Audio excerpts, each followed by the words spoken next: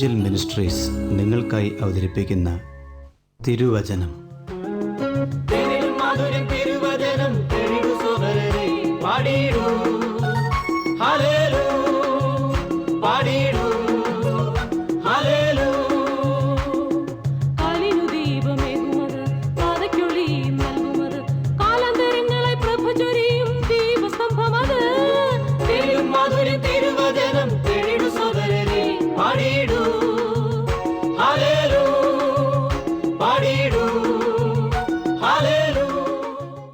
ഇന്ന് നമ്മോട് ദൈവവചനത്തിൽ നിന്ന് സംസാരിക്കുന്നത് Suviseshakan James M Thomas Nedumbassery.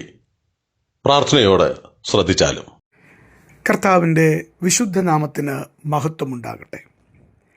Evangel ministries ക്രമീകരിക്കുന്ന തിരുവചനം എന്ന വചന പഠന പരമ്പരയിലേക്ക് ഹാർദമായി സ്വാഗതം. ശമൂവേലിൻ്റെ 1-ാം പുസ്തകത്തെ അധികരിച്ചുള്ള 75-ാമത്തെ എപ്പിസോഡിലേക്കാണ് ദൈവകൃപയാൽ നാം ഇന്ന് ഒരുമിച്ച് പ്രവേശിക്കുന്നത്. ദൈവവചന കേൾവിയിലേക്ക് നമുക്ക് ഹൃദയം തുറക്കാം. അധ്യായം 8 നാം കൃപയാൽ ഇന്ന് ശ്രദ്ധിക്കുന്നത്. 1-ാം വാക്യം ശമൂവേലിൻ്റെ 1-ാം പുസ്തകം 8-ാം അധ്യായം. അവിടെ നാം ഇങ്ങനെ വായിക്കുന്നു: ശമൂവേൽ വൃദ്ധനായപ്പോൾ തൻ്റെ പുത്രന്മാരെ ഇസ്രയേലിന് ന്യായാധിപന്മാരാക്കി. ശമൂവേൽ വൃദ്ധനായപ്പോൾ തൻ്റെ പുത്രന്മാരെ ഇസ്രയേലിന് ന്യായാധിപന്മാരാക്കി. നമുക്കറിയാം, ഈ ഭാഗത്തേക്ക് വരുമ്പോൾ ശമൂവേലിൻ്റെ പുത്രന്മാർ ദൈവമുൻപാകെ അയോഗ്യരായിരുന്നു. അഥവാ ദൈവം പ്രതീക്ഷിച്ചതുപോലെയുള്ളൊരു ജീവിതമല്ല അവർ നയിച്ചത് എന്നുള്ളത് താഴേക്ക് വരുമ്പോൾ നമുക്ക് കാണുവാൻ കഴിയുന്നു. ആ പശ്ചാത്തലം മനസ്സിൽ വെച്ചുകൊണ്ട് ഈ ഭാഗമൊന്ന് വായിച്ചു നോക്കുക.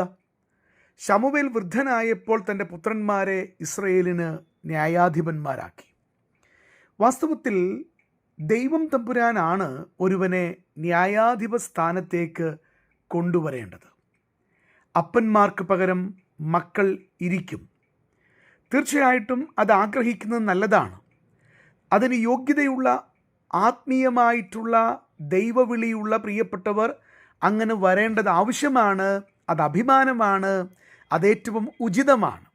എന്നാൽ ആ കാര്യം നിർവഹിക്കപ്പെടേണ്ടത് കേവലം മാനുഷികമായിട്ടുള്ള ഏതെങ്കിലും ആലോചനകളുടെയോ മാനുഷികമായിട്ടുള്ള മാനദണ്ഡങ്ങളുടെയോ അടിസ്ഥാനത്തിൽ അല്ല.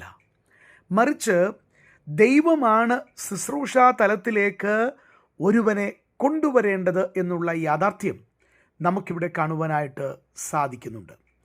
നാം വിശുദ്ധ തിരുവെഴുത്ത് പഠിക്കുമ്പോൾ അനേക വിഷയങ്ങൾ ഇതിനോട് ബന്ധപ്പെട്ട് നമുക്ക് ഉദാഹരണമായി ചൂണ്ടിക്കാണിപ്പാൻ സാധിക്കും. തീർച്ചയായിട്ടും നമ്മുടെ തലമുറകളെ കർത്താവിൻ്റെ വേലയ്ക്ക് വേണ്ടി നാം ആഗ്രഹിക്കണം. എന്നാൽ ദൈവമാണ് അതിൻ്റെ ആത്യന്തികമായ തീരുമാനമെടുക്കേണ്ടത്. നോക്കുക, പ്രവൃത്തികളുടെ പുസ്തകം 13-ാം അധ്യായം 2-ാം വാക്യത്തിലേക്ക് വരുമ്പോൾ അവിടെ സ്വർഗത്തിലെ ദൈവത്തിൻ്റെ ആത്മാവ് വെളിപ്പെടുത്തുന്നൊരു വസ്തുതയുണ്ട്. കർത്താവ് പറയുന്നു, ഞാൻ ബർന്നബാസിനെയും ശൗലിനെയും വിളിച്ചിരിക്കുന്ന വേലയ്ക്കായിട്ട് അവരെ എനിക്ക് വേർതിരിപ്പീനെന്ന് പരിശുദ്ധാത്മാവ് പറഞ്ഞു. ദൈവത്തിൻ്റെ പരിശുദ്ധാത്മാവിൻ്റെ ആജ്ഞ ഇവിടെ നമുക്ക് കാണുവാൻ കഴിയുകയാണ്. എന്തിനു വേണ്ടിയുള്ള ആജ്ഞ? കർത്താവിൻ്റെ വേലയ്ക്കു വേണ്ടിയുള്ള ആജ്ഞ. 2 പ്രിയപ്പെട്ടവരെ ദൈവ ശുശ്രൂഷയ്ക്കു വേണ്ടി വേർതിരിപ്പീൻ എന്നുള്ള ദൈവത്തിൻ്റെ പരിശുദ്ധാത്മാവിൻ്റെ കൽപ്പന, ആജ്ഞയുടെ സ്വരമാണ് നമുക്കിവിടെ ദർശിക്കുവാൻ കഴിയുന്നത്.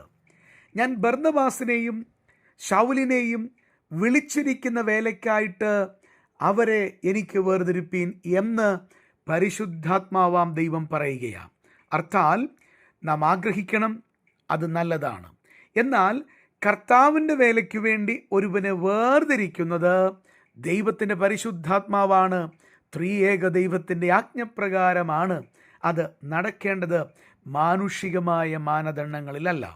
അത് പഴയ നിയമത്തിലാകട്ടെ പുതിയ നിയമത്തിലാകട്ടെ ദൈവത്തിൻ്റെ പരിശുദ്ധാത്മാവാണ് ഈ കാര്യം ആത്യന്തികമായി നിർവഹിക്കേണ്ടത്. എന്നാൽ ഇവിടെ ഇതാ ശമൂവേലിനെ സംബന്ധിച്ച് താൻ വൃദ്ധനായപ്പോൾ, തനിക്ക് ഏകദേശം 60 വയസ്സുണ്ട് എന്നാണ് മനസ്സിലാക്കുന്നത്.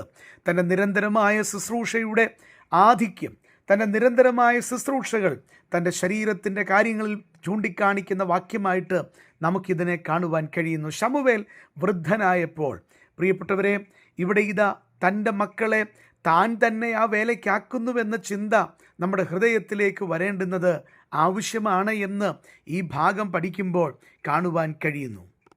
വേറെ ഒരു ജോലിക്കും പോകാൻ കഴിയില്ല, എന്നാൽ അവനെ കർത്താവിൻ്റെ വേലയ്ക്ക് വിടാം. അവന് പഠിക്കുവാൻ കഴിയില്ല, അതുകൊണ്ട് അവനെ കർത്താവിൻ്റെ വേലയ്ക്ക് വിടാം. അങ്ങനെയുള്ള ചിന്ത ദൈവികമല്ല. പഠിപ്പ് കുറഞ്ഞവരെയും പഠിപ്പുള്ളവരെയും എല്ലാം കർത്താവാണ് വേലയിൽ ഉപയോഗിക്കുന്നത്. അതിന് മാനുഷികമായ മാനദണ്ഡങ്ങളല്ല. എന്നാൽ നമുക്ക് ലോകപ്രകാരം കഴിയില്ല എന്ന ചിന്ത കൊണ്ട് അതിൽ തന്നെ എന്നാൽ കർത്താവിൻ്റെ വേല കുറഞ്ഞതാണെന്ന മനോഭാവത്തോടുകൂടെ ഈ വേലയിലേക്ക് വരുന്നത് അനുഗ്രഹമല്ല, അത് അനേക പ്രശ്നങ്ങളിലേക്കുള്ള വാതായനമായി തീരുമെന്ന് മറക്കുവാൻ പാടുള്ളതല്ല. അത് തന്നെയുമല്ല, ഇന്നാര് പറഞ്ഞതുകൊണ്ട്, ഇന്ന ആൾ പറഞ്ഞതുകൊണ്ട് എന്നാൽ കർത്താവിൻ്റെ വേലയ്ക്ക് പോകാം എന്നതൊന്നും ദൈവം അംഗീകരിക്കുന്ന വിഷയമല്ല. അത് വചനത്തിൻ്റെ ക്രമമല്ല. സ്വർഗത്തിന് അത് സ്വീകാര്യമായിട്ടുള്ള വിഷയവുമല്ല. ലോകത്തിൻ്റെ ദൃഷ്ടിയിൽ, മനുഷ്യൻ്റെ ദൃഷ്ടിയിൽ കർത്താവിൻ്റെ വേല എന്ന് പറയുന്നത് വലിയ വില കൊടുക്കാത്തൊരു കാര്യമാണ്. ജഡികരായ വിശ്വാസികൾക്കും കർത്താവിൻ്റെ വേലയോട് പുച്ഛമുണ്ടായിരിക്കാം. എന്നാൽ ഒരു കാര്യം ഓർമ്മപ്പെടുത്തട്ടെ, ലോകത്തിലേക്കും ഏറ്റവും മികച്ച അനുഗ്രഹീതമായിട്ടുള്ള സ്ഥിതിയാണ് ക്രിസ്തുവിനെ ശുശ്രൂഷിക്കുന്നവരായി തീരുക എന്ന് പറയുന്നത്. സ്വർഗത്തിൻ്റെ വേല ഭൂമിയിൽ നിവർത്തിക്കുന്നവരാണ് കർത്താവിൻ്റെ വേലക്കാർ, ദൈവം വിളിച്ചാക്കുന്ന ശുശ്രൂഷകന്മാരെന്നുള്ളത് മറക്കുവാൻ പാടില്ല, വിഷയമല്ല. അതുകൊണ്ട് തന്നെ നമ്മുടെ ആത്മാവിൻ്റെ കണ്ണിൻ്റെ ദൃഷ്ടി ഇവിടെ പ്രകാശിക്കേണ്ടത് വളരെ ആവശ്യമാണ്. കർത്താവിൻ്റെ വേല ഏറ്റവും മഹത്വമുള്ളതായതുകൊണ്ട് മാനുഷികമായ മാനദണ്ഡങ്ങളിലല്ല, മറിച്ച് കർത്താവ് വിളിച്ചു വേർതിരിക്കുമ്പോൾ അതിന് ഞാൻ എൻ്റെ കഴുത്ത് കാണിച്ചു കൊടുത്ത മുഖമേറ്റെടുക്കുവാൻ ദൈവം മുൻപാകെ എന്നെ തന്നെ സമർപ്പിക്കണം. എൻ്റെ തലമുറകളോട് ബന്ധപ്പെട്ടും ഞാനിത് പാലിക്കേണ്ടുന്ന വിഷയമാണ്.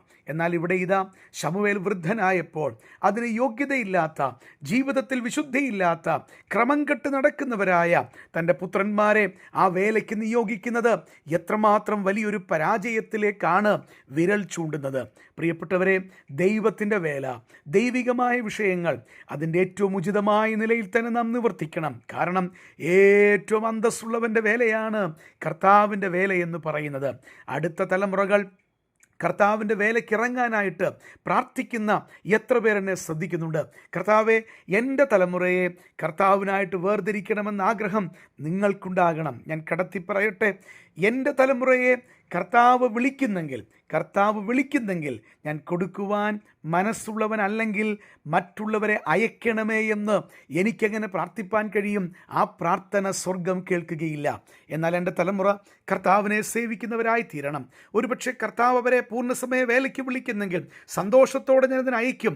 അതല്ല, കർത്താവാക്കുന്ന സ്ഥിതിയിൽ അവർ തുടർന്ന് കർത്താവിനെ ശുശ്രൂഷിക്കുന്നവരായി തീരണമെന്നുള്ള ഏറ്റവും വലിയ ആഗ്രഹം നമ്മുടെ ഹൃദയത്തിന് നിർബന്ധമായി തീരുവാൻ ഈ ചിന്തകൾ മുഖാന്തരമാകട്ടെ.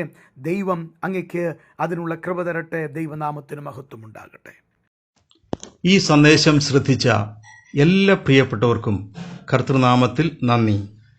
ബൈബിൾ കറസ്പോണ്ടൻസ് കോഴ്സിൽ ചേർന്ന് പഠിക്കുവാൻ ആഗ്രഹിക്കുന്നവർ മേൽവിലാസം അയച്ചു തന്നാലും പ്രാർത്ഥനാ വിഷയങ്ങളും അറിയിക്കുമല്ലോ.